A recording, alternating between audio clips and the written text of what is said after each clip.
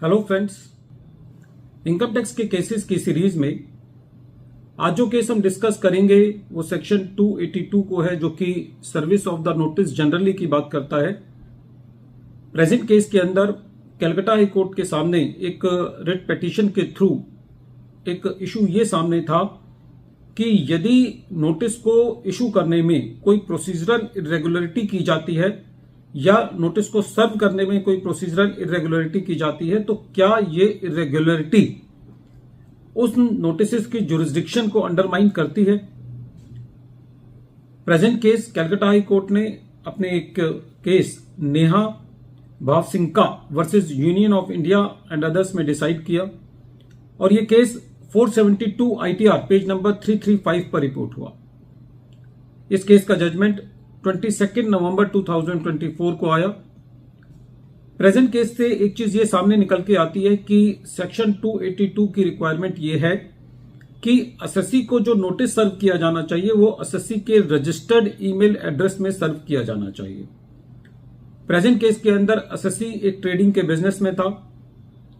Present case assessment year 22-23 से related था। SSC को ऑलरेडी सेक्शन 143 सबसेक्शन 1 का इंटीमेशन भेजा गया था, जिसके अंदर कोई भी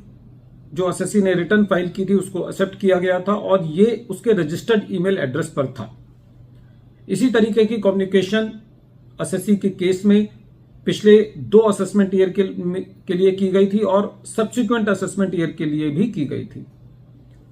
उसके बाद एसएससी को सेक्शन 143 सबसेक्शन 2 का नोटिस, जो कि स्क्रूटनी का नोटिस होता है, और फिर इंफॉर्मेशन कलेक्ट करने के लिए सेक्शन 142 सबसेक्शन 1 का नोटिस एक ऐसे ईमेल एड्रेस पर भेजा गया जो कि अनरजिस्टर्ड था और वो अनरजिस्टर्ड ईमेल एड्रेस एसएससी से संबंधित नहीं था। एसएससी को ये नोटिसेस रिसीव नहीं हुए, जिसकी वजह से एसएससी का सेक्शन 144 के अंदर, जो कि बेस्ट जजमेंट असेसमेंट होता है, read with section 144 assessment order pass किया गया और इस असेसमेंट ऑर्डर में कुछ नॉन जेन्युइन परचेजेस को लेकर के एडिशन किया गया और कुछ अनसिक्योर्ड लोन्स का एडिशन किया गया सेक्शन 68 के अंदर। क्योंकि एसएससी को ये नोटिस सर्व नहीं हुआ था, इसलिए एसएससी ने इन असेसमेंट के अगेंस्ट कलकत्ता हाई कोर्ट के अंदर रिट दायर करी और एसएससी का ये कहना था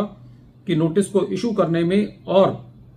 सर्व करने में यदि कोई प्रोसीजरल इरेगुलरिटी बरती जाती है तो उसकी वजह से नोटिसेस की जो जुरिस्डिक्शन है वो अंडरमाइन हो जाती है और ऐसे केस में जब एसएससी को वो नोटिसेस नहीं मिले तो ऐसे केस में असेसमेंट प्रोसीडिंग्स को क्वैश किया जाना चाहिए। जब कोर्ट ने इस मैटर को सुना तो कोर्ट का ये कहना था कि प्रेजेंट फैक्ट्स एंड सर्कमस्टांसेस से ये बात साबित होती है कि एसएससी को पिछले सालों में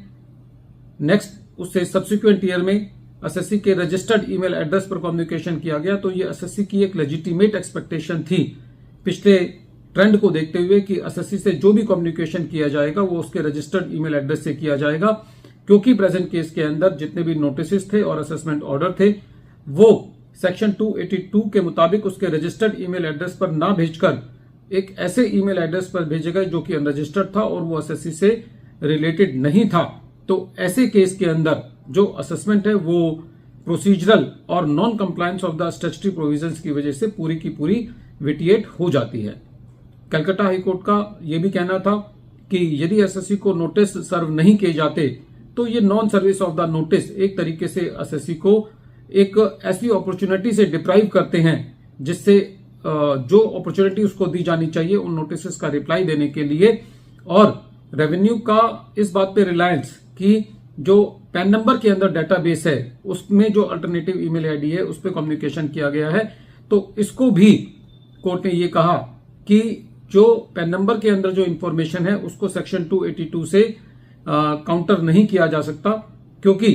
जो सेक्शन 282 की जो स्पेसिफिक रिक्वायरमेंट है वो ये है कि एसएससी के रजिस्टर्ड ईमेल एड्रेस पर कम्युनिकेशन किया जाना चाहिए। प्रेजेंट केस में कोर्ट ने असेसमेंट प्रोसीडिंग्स को क्वेश किया, डिपार्टमेंट को ये लिबर्टी दी कि यदि आपको कानून अलाउ करता है, अदर प्रोविजन अलाउ करते हैं, तो आप फिर दोबारा एसएससी को असेसमेंट के लिए लेके जा सकते हैं। वीडियो के अंत में एक बार फिर मैं केस का नाम रिपीट कर रहा हूं। केस का नाम है Neha Bhavsinka versus union of India and others और ये केस 472 ITR पेज नंबर 335 पर रिपोर्ट हुआ और इस केस का जजमेंट 22 नवंबर 2024 को आया। Thank you friends.